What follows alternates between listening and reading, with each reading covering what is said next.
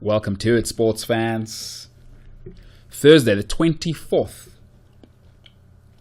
of January. Can't believe it, it's nearly February. Crazy. Hashtag cray cray, as the kids are saying. And the kids are saying that. I don't really want to hear anything. Great to have everyone. It's been an awesome week. What an incredible week for football. Gonzalo Higuain doing his thing. He's at Chelsea. So we're looking forward to seeing how that turns out. Remember, we're on iTunes, Podbean, and YouTube as well. Please go to iTunes, give us that 5-star rating, and expect more news to come really, really soon.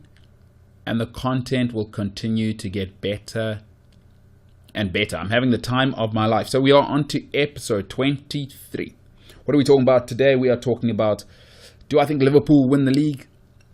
We'll get into that, and I'll sort of unravel my thoughts on exactly what is going to happen there. Of course, all the hype happening around Jurgen Klopp and the heavy metal currently going on there, as he calls it. And then I'll tell you why I think, is Higuain a great purchase for Chelsea? What does it mean for Chelsea fans that Higuain has arrived in the long run? So not just in the short term, but in the long run. Is it good news? Is it bad news? I'll get into that. And then thirdly, I'll discuss, why can South African rugby not find a good fly-half? So I'll ask that question and unravel a few of my musings there. Remember, once again, the FTB TV podcast. It is on iTunes, Podbean. If you've got Android, if you've got an Android phone, just download the Podbean app. It's a great way to check out sort of either podcasts or things like that, and just check out lots of cool audio information. Even not podcasts, there's books as well, ebooks that you can listen to, audiobooks. So Podbean, if you've got an Android, if you've got iTunes, then that is your thing. And then we are on YouTube as well. You can find it under the FTB TV podcast. That's From the Bleachers TV podcast. And then, of course, please go and like and subscribe on Facebook and interact. I'd love to hear everybody's opinions. A few people always WhatsApping me and letting me know their thoughts on the podcast. So please go and interact on Facebook if you've got feedback. That is it for the intro. Let's get into it. Straight away, we're going to get into the Reds. Liverpool, are they going to win the league? So listen, I'm turning 33 years old in a few months. That's right, I'm getting old. And listen, being that old, or being as old as I am, it comes with a few things. Listen, what you once were when you turned 33, you no longer are. Your looks, your body, your mind, they're all completely different from what you were generally at your prime, at about 25, 26. You're not that. The other thing that happens to people my age is that they start having babies and getting married. You know the gig, but you can see that. Remember, other 33-year-olds can see that. That's not something that happens in secret, and then all of a sudden, oh my goodness. Like, Spiwe and Nonjebo have a baby. No, that doesn't happen like that. Every other 33-year-old that knew Spiwe and Nonjebo can see them having a baby. Just keep that in mind. That happens at around 33. 32, 33, it's panic stations. However, the other thing that happens is that some people at my age still think they are 23 and not 33. So that's something that also happens. And if you don't know the type of people I'm talking about, you know the people I'm talking about. You know the guy, 33, he's the first guy at the pub, and he's the last guy out. And I've got no problem. Listen, I'm not judging the guy. If that's how he's living his best life, let him live his best life. I've got no problem with Mr. Fun. Listen, Mr. Fun over there, it's just that most people closing down pubs at 4 a.m. are 23, and you're not rad anymore, dude. You're 33 years old.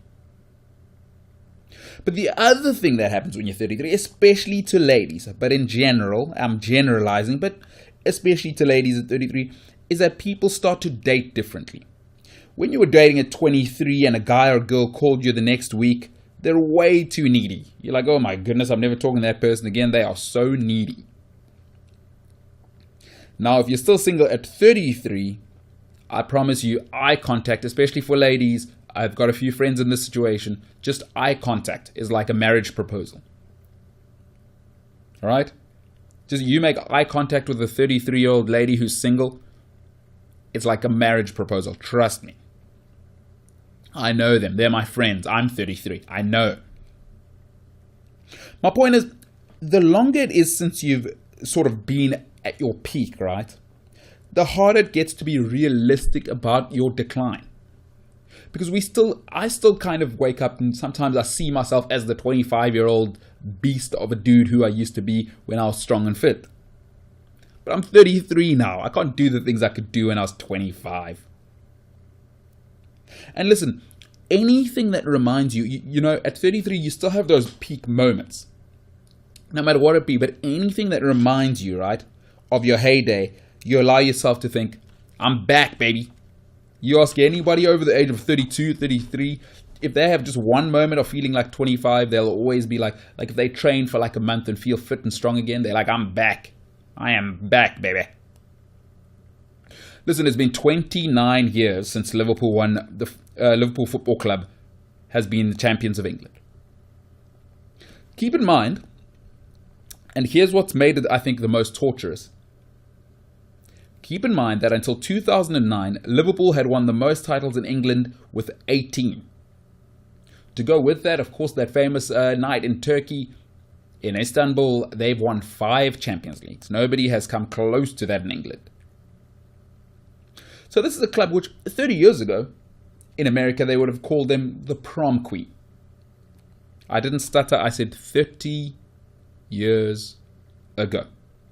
Liverpool's heyday, 30 years ago. So now listen, 29 years removed from their last title, and for the first time, Liverpool look like they're back to their glory day, doesn't it? Saleh, so it's Salah, it's Mane, it's Alisson, it's Virgil van Dijk. Surely these are the heydays. I say to you, stop it. Stop. Listen, I'm going to give you 3 reasons why I think Liverpool may very well finish 3rd, not just 2nd. I know people have it locked in. I've seen it before. I saw it with Tottenham Hotspurs in 2015, 2016, when Leicester did their thing. I'm going to give you my 3 reasons why I think Liverpool, there's a very good chance they'll finish, well, I think they'll definitely finish 2nd, but there's a good chance they'll finish 3rd. Reason number 1, they don't have any single one world-class player. Mane, Salah, Alisson, Van Dijk, right? That's their 4 best players. I'll give you Bobby Firmino as the supporting act. He's the Ringo Starr. Listen, they're all good players, but they've done nothing to suggest that any of them are world beaters. At any level. International, club, previous clubs, they've done nothing. Not as a team, not as individuals. Listen, the perfect example was that game against Man City, right? Listen, a cold-blooded, world-class team takes the game by the scruff of the neck and ends the season right there. Because they beat City, it's over. It's 10 points deficit and they can cruise home and probably rarely go for it in the Champions League, right? Those old Man United teams, Mourinho's Chelsea teams, you think about them in the big games, they close it out. Liverpool had the classic deer in the headlights. They panicked. The moment was huge. Pep reacted, and City were up for it, and Liverpool failed. Listen, this team hasn't won a big game. I mean, money on the table, winner takes all as a group. And they've had their chances. The core of this group have had their chances. Which brings me to my second reason why I think Liverpool won't win the league. Listen, as cool and as engaging as Jurgen Klopp is, in his last 4 finals, he's lost, right? Plus, I count this last City game as their last real final, because that was like a final. So essentially, Jurgen Klopp, the last 5 finals, the last money on the table games, he's lost. 1 or 2, yes.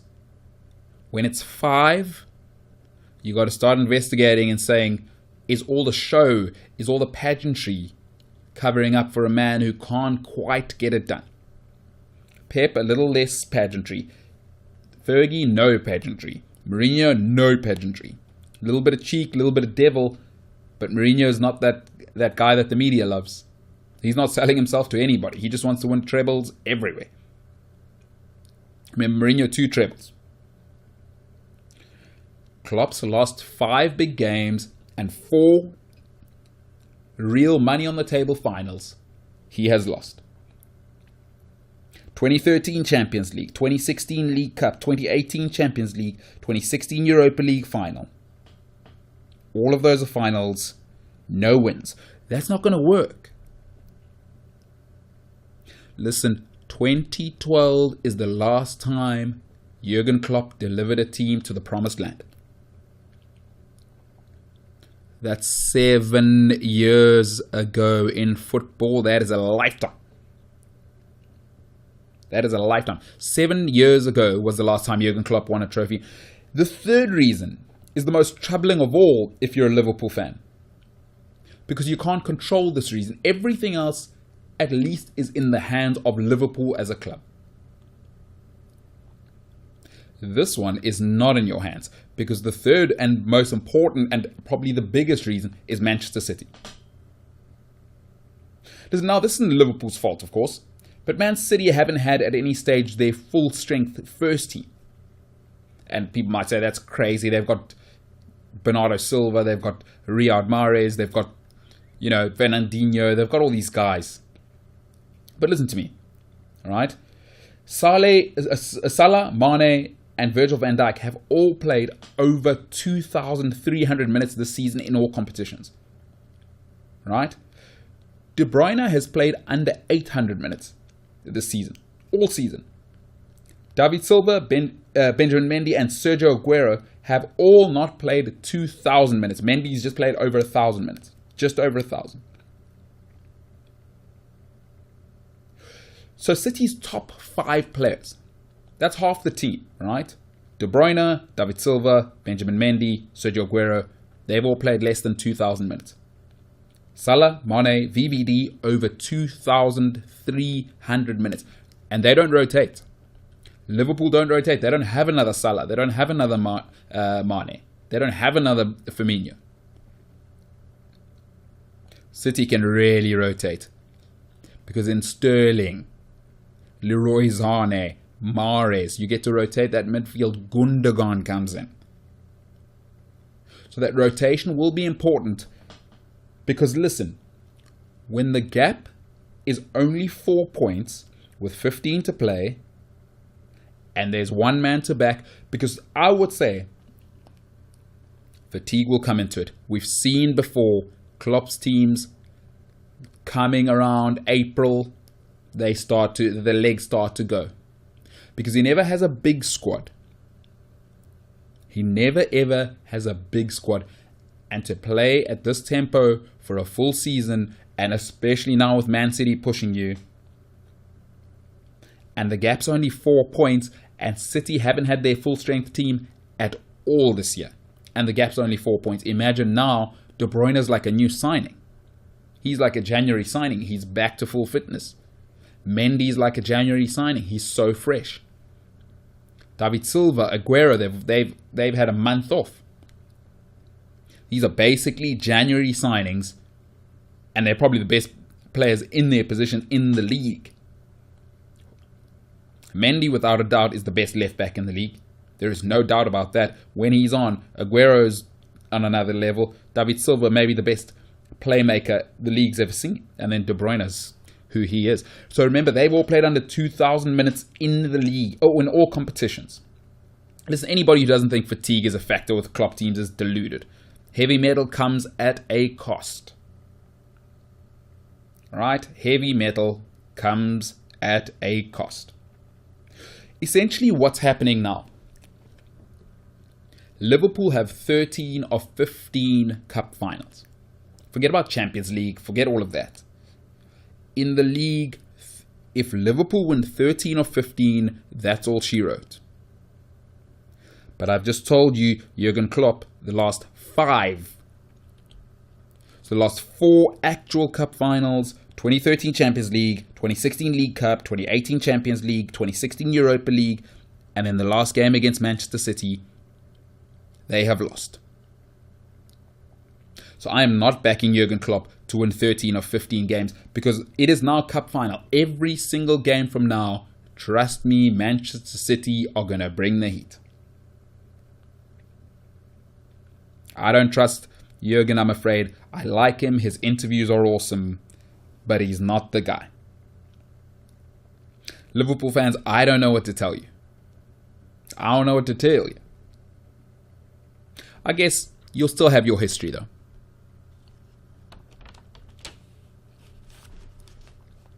Speaking of history, Chelsea made history today by signing, I think it's their second Argentine striker that they've had. Last one was Hernan Crespo. Wonderful finisher he was. Wonderful, wonderful finisher. Didn't quite work out for him, but he was brilliant. So listen, in gambling, right, there's a term called hedging your bets.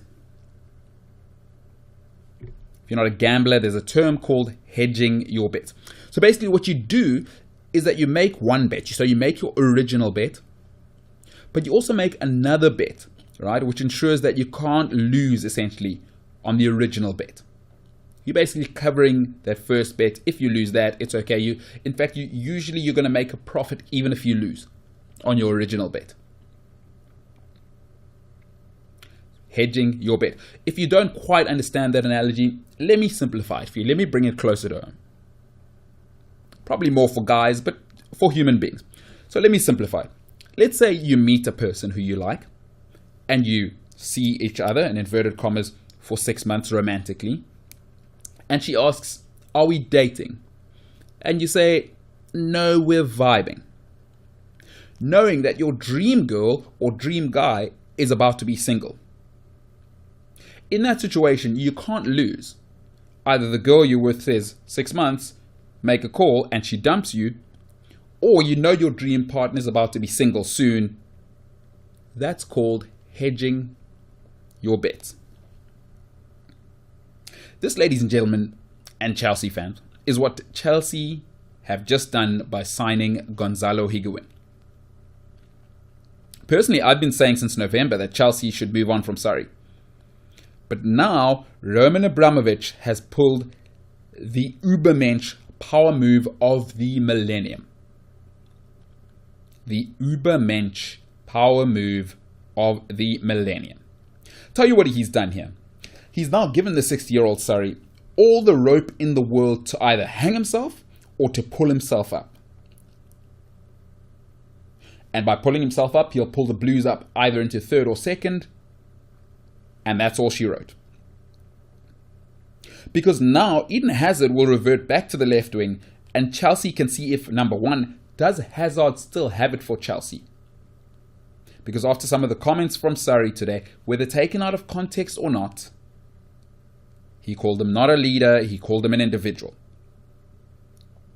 Maurizio Sarri's words is, he's not a leader, he's an individual. Now that could be taken out of context. I spoke to a few friends who are Italian, and they say when you kind of translate it to Italian, what he meant was he's better when he's not the captain or the forefront, not so much that he's an individual. But okay, could be lost in translation. Great movie. So either Eden Hazard will revert back to the left wing and become the best player in the Premier League, which he is, or if he's already downed his tools, Chelsea will get to see that nice and early. If Higuain gets 12 goals and Chelsea finish second or third this season, then great. Surrey gets another window to buy new wingers and a striker and another centre-back, and Chelsea have a strong start to next season. Also, now Surrey defenders can't say he was forced to work with strikers he didn't choose who don't understand his system. Higuain himself has proclaimed, but the numbers scream it, that he played his best football in his career under Sarri at Napoli, before he discovered food in Turin. And my goodness, did he discover food. Higuain and food, like fourths, right? My goodness, the donut man. The Pavarotti of the Premier League. Look, if it doesn't work at Chelsea, all right, Chelsea will finish fourth, fifth, and Sarri will be gone before the season end. The next manager will be appointed before the preseason, which is wonderful for Chelsea, and Chelsea can build properly for next season. So even if it doesn't work, this is where Roman Abramovich, I think, has pulled the genius move by going, get your guy, but on loan. If it doesn't work, no worries. Appoint the next manager before the preseason, maybe even get rid of Sarri with 3 or 4 games to go. If the wheels fall completely off, you get rid of him with 3 or 4 games to go, get the new guy in the background. You let whoever take it over. If Chelsea are going to come 4th or 5th anyway, no problemo. Also, if it doesn't work, then it may be the time to hit the refresh button on the entire squad. And I'm looking at Willian, so nobody becomes untouchable. Willian, even Hazard. If his attitude's not right, Jorginho will have to go. If Sarri goes, Jorginho has to go. Right? Jorginho's skills are not transferable to another manager, Luis Giroud. So Willian, Hazard, Jorginho, Luis Giroud may very well have to go. Abramovich has done it before. That is what I love about Roman, or it's what I've loved about him in the past. I don't know if he's softening or whether his diplomatic issues have perhaps diluted his interest in Chelsea. But Roman has done it before. 5 or 6 of this squad will have to go if it doesn't work. So that works out for Chelsea fans, whether Higuain works or he doesn't. Listen, the other great thing, if it doesn't work for Chelsea fans, right? Chelsea can approach Zidane early, and that'll help them maybe keep Hazard, right? As Zidane is his hero, and how many footballers get to play for their hero? And it's not like Zidane's a mug. He's shown already that he can do it. Took Real Madrid to La Decima and then got 3 in a row. So if they can do that, if it doesn't work, it's perfect for Chelsea. Because then you say, all right, Sarri's gone. You sit Hazard down in a room. You say, we've got Zidane's signature on paper. Zidane is coming next season and we're dropping 200 million next season. Pulisic is already here, so you know we're serious. They'll maybe get another centre-back, get rid of Jorginho, get another power centre midfielder, and then they can get this thing going. Who could say no to Zinedine Zidane, especially if he's your hero? I mean, Eden Hazard, I know I've been reading on a lot of platforms, is the modern day sort of, with him being Arabic as well, is such an Arabic hero. Could you imagine if the Arabic hero, probably in footballing history, was his manager and they were together? Zidane changed it all. Remember, there is that dynamic of the Arabic demigod. That's what he is. Call it what you will. Zinedine Zidane is a transcendent football figure, and in the Arabic world, Eden Hazard is probably the next guy. How wonderful it would be for Hazard to be with Zidane. I'm just saying, you got to put that in there. It's his hero. He loves him. Who doesn't? It's Zizou. Listen, my opinion is it'll work because Hazard's great. And when great people have to step up, they do. As Hazard single-handedly, he showed me under Mourinho that he can single-handedly take a team to the title. He's done it before. I don't need to guess with this guy. I've seen it twice before. Even under Conte, it was a one-man show. Under Mourinho, and in what Man United players think were impossible conditions, Hazard delivered the title. It'll work. Hazard's great. He'll move back to the left. But tragically, what it means is that Sarri will stay. So it'll work in the short term. I think it's going to work with Higuain because you don't really need a guy to score goals. And Higuain, I think, will get 1 or 2. But I think Sarri will stay, and that is the end of Hazard. So those are the situations where I think Chelsea have hedged their bets. I think secretly they're hoping it doesn't work. I know it sounds crazy, because if he goes, Zidane comes, and Hazard stays, because that's first prize. That is the focus for Chelsea. But once again, for me, I've called him the greatest sporting owner in Europe. Roman Abramovich, Mazel tov. Mazel tov on this one. You've done it again. He's hedged his bets to the rafters. It means Chelsea can't lose, Roman can't lose, and essentially the Chelsea fans can't lose. He is the greatest owner in European sport. I think in world sport. Over the last 6 months, he hasn't stuck to the script though. He's softened, but that may be the diplomacy issues between Russia and the United Kingdom. I wouldn't be sad to see Surrey go. Hashtag sorry, not sorry.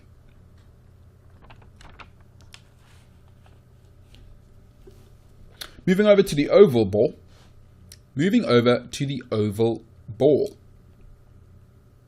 What we call in South Africa the rugby. Listen, why can't the Springboks find a fly-half? Why can't the Springboks have never had a good fly-half? The best they've had is a decent fly-half. Right now, we can't find a decent one. But in the 26 years I've been watching rugby, the Springboks have not had a good fly-half. Not one good fly-half.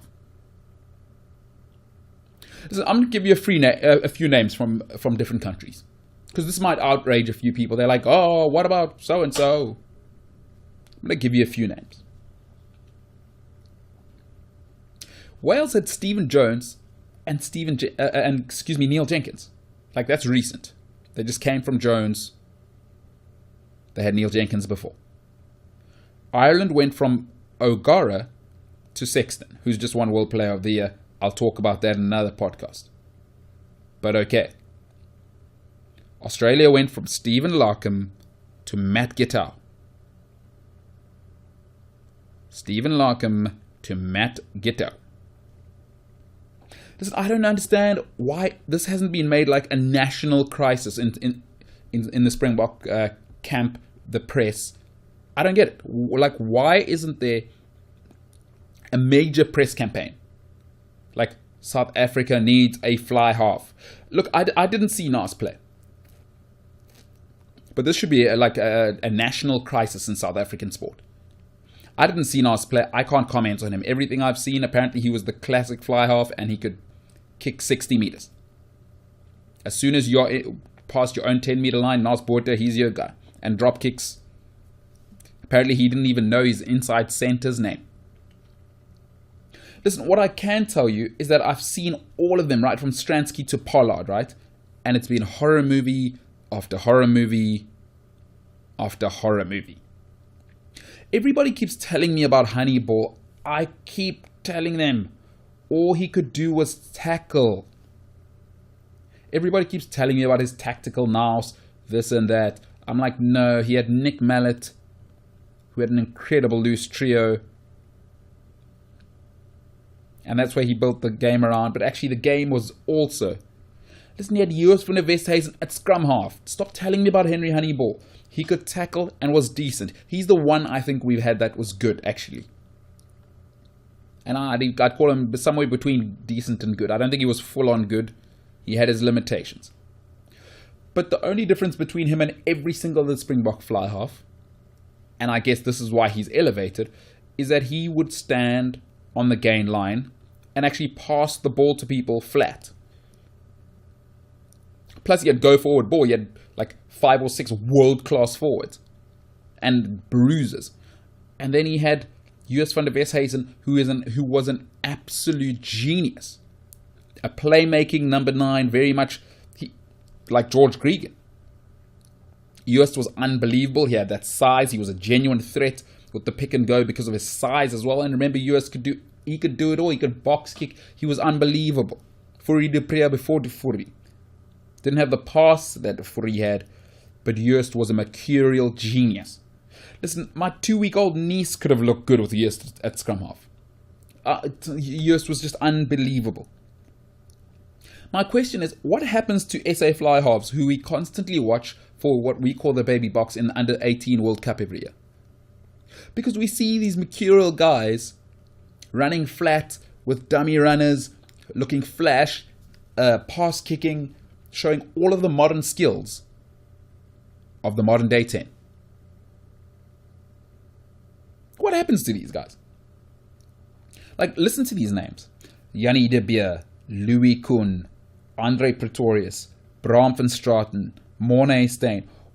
All of these men were for 13 or more tests the Springbok Flyhalf.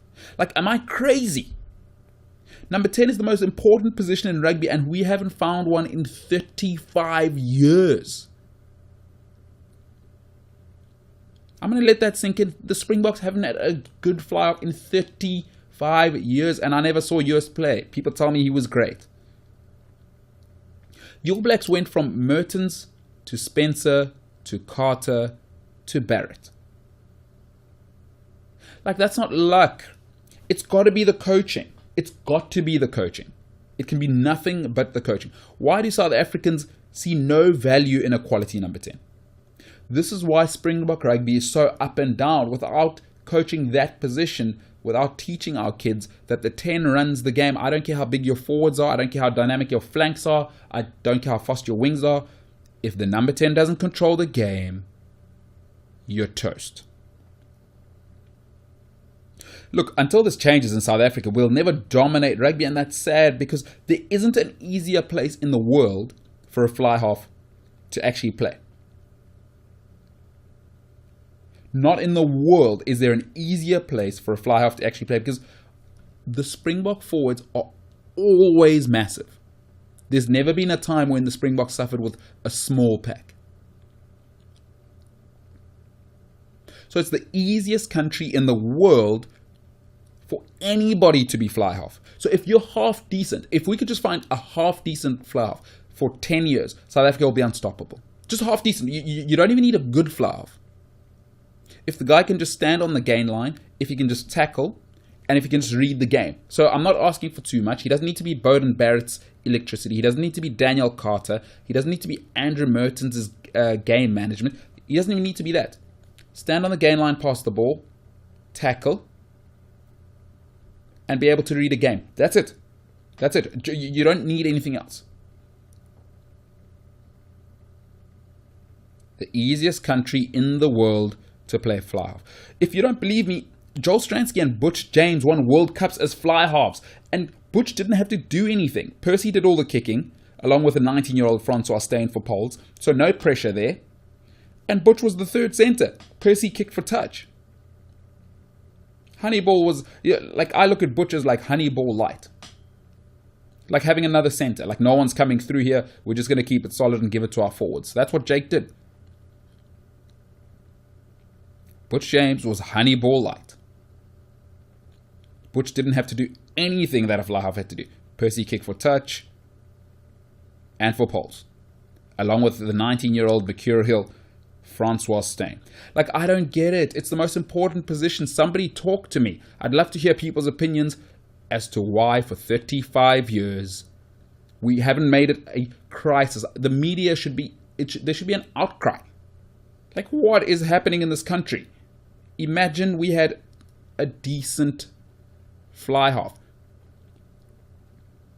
I tell you what the problem would be then is that our coaches would actually be highlighted for being stuck in the past. I mean, give me your opinion. I'd love to hear why people think we haven't had a good fly half in 35 years. Maybe Henry Honeyball was good and I just didn't know what I was watching. As far as I'm concerned, he was a third centre who could tackle, like, they called him the Blade, I think. If I remember correctly, his nickname was the Blade. My goodness, if you haven't seen Henry Honeyball's hits, go and YouTube those. He was a monster on defence. He was brave. He could stand on the gain line, pass the ball to the forwards, and he'd bring people in because he was already on the gain line, unlike most South African fly-halves. Would love to hear people's opinions. Why can the Springboks not produce a fly half? That is it from the bleachers for today. That was another awesome episode. Tomorrow, Friday 5. The 5 greatest centre-backs to ever play in the Premier League. Remember, iTunes, Podbean.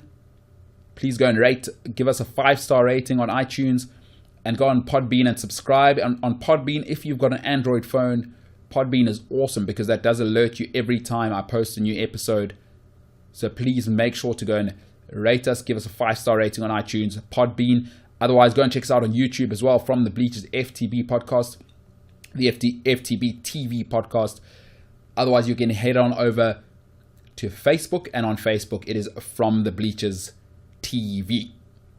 For today, looking forward to tomorrow. It's Friday 5, so join me for that. The greatest centre-backs to ever play in the Premier League. For today, thank you very much for joining me.